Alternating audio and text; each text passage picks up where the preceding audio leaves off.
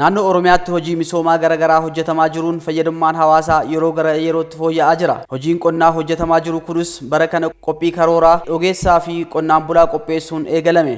Hanqinoota jiran irratti erga qorannee adda baasnee booda hambaroota darbeetiin addatti kan goone bara kana qorannoo kana naannoo irraa kaasnee ganda qonnaan bulaatti deemnee karaa qindaa'aa ta'een naannoo irratti godinni fi aanaaleen godinni fi naannoon qorannaa cimaadhaan kan gaggeessaa turre disipiliinii yookaan dipaartimentii hojii mana keenyaatiin yeroo guddaa kennee fi godina irratti karaa fakkaatuuf warra aanaa waliin marii guddaa gaggeessinee qorannaa kan dabalate sadarkaa aanaattis karaa fakkaatuun ogeeyyii gandaa fi warra aanaa waliin mariin guddaa gaggeeffame booda sadarkaa hundarratti walii galama hanqinoota jiran ciminoota jiranii fi rakkoo jiran kallattii fuulduraas maal gochuu qabna akkamitti deemnee caalmatti hojiin qonnaa dhaqqabamaa ta'uu danda'an jedhu kanaan olii galleef gandattis qonnaan bulaa wajjin marii guyyaa sadii mari'annee jechaadha. Gandi qonnaan bulaa naannoo keenya keessa jiru bakkee nageenya hundumaa isaa irratti dunkaana dhaabbatee qonnaa wajjin marii gaggeessine isa keessa sirriitti dubbii waan adda baasnee fi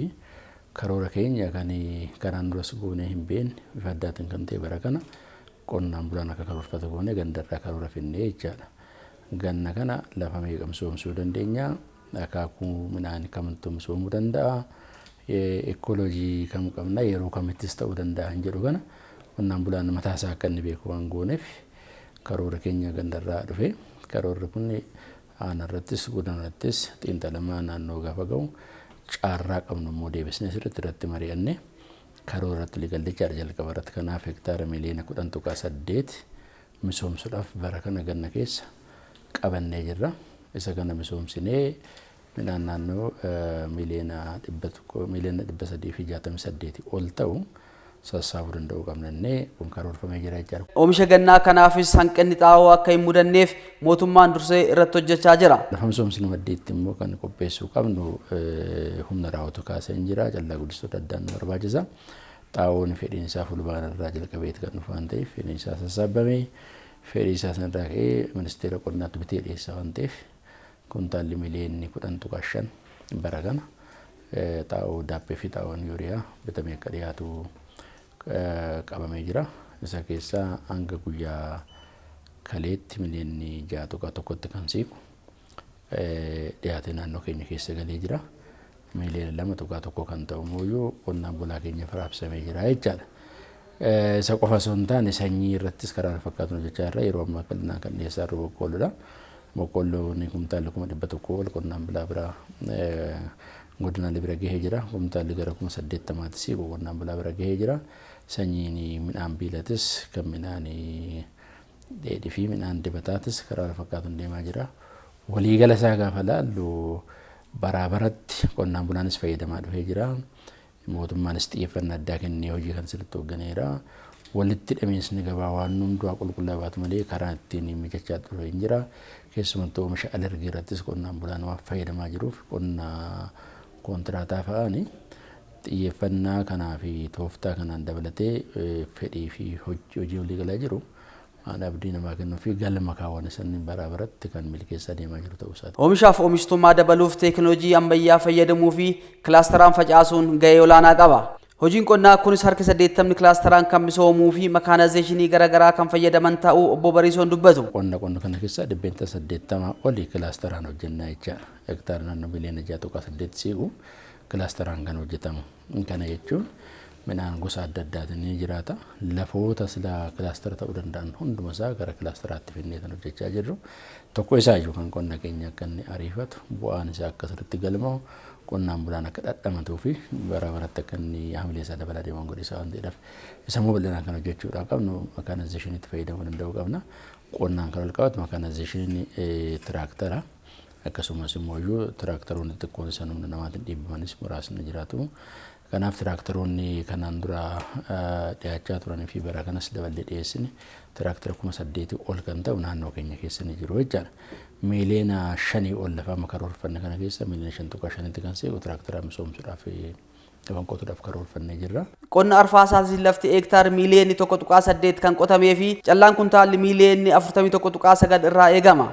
Qonna arfaasaa isarrattis qorannaadhaan milkeeffannee tan deemne barana meteoroloojii biyyoolessaa wajjin odeeffannoo sirriitti jijjiiraa turre bara darbe miliyoona 2.5 misoomsine bara namoo roobni arfaasaa hanqa namaan qabuuf dafee akka galuu hin dandeenye fi hangalu sunis idilee fi dileedhaa gad akka ta'u meteoroloojiin raagasaa waan nu kenneef hektaara miliyoona 1.7 kan karoorsine miliyoona 1.8 sanyiidhaan uffisnee jirra. Karoora keenya irraa miliyoona 41.9 jirra enna karoora keenya ol buusnee jirra waan ta'eef sun argamuu akka danda'u abdii qabna.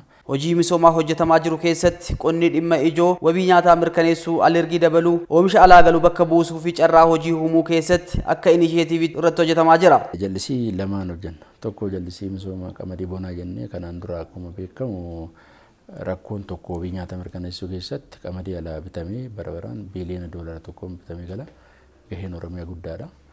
Isa kana hambisuudhaaf irratti hojjechuu qabna inneetu barabaraan hojjechaa turre. Hektaara 7,000 irraa kaane miliyoona 4 irraa geenye irra miliyoona 3.2 almost miliyoona 3.3 kan ta'u bara kana midhaan uffisnee jirra. Amma yoonatti naannoo miliyoona kumtaala miliyoona 90 kan ta'u sassaabnee jirra. Kun sassaabama jira. Hojii abdii guddaa nama sii kennu nama jabeessuu kun immoo jallisii idilee kan jennu kuduraalee fi muduraalee adda addaa jedha. Innis hektaara 500 ol irratti hojjechaa baanee marsaa lamaffaa sammatti seenneen hojjetamaa jira waan ta'eef hojii gaariidha. Jabeessuu qabna bakka itti hanqinoota qabu yeroodhaan qorataman deemna waan ta'eef salaallaa. Egaa kana hunda hojjennee kan dhumarratti dhufu galmootaan arfan kana milkeessuudha jechuudha. Tokko akkuma kaasne wabii nyaataa kana mirkaneessuudha. Wabii nyaataa mirkaneessuun nyaata nyaachuu qofa osoo hin taane soorata achi keessatti barbaadamu dhangaalee achi keessatti barbaadamu achi keessatti jira jechuudha. Kanaaf isa kana milkeessuu keessatti sirriitti hojii milkaa'ee keessaa tokko isa kana jechuudha.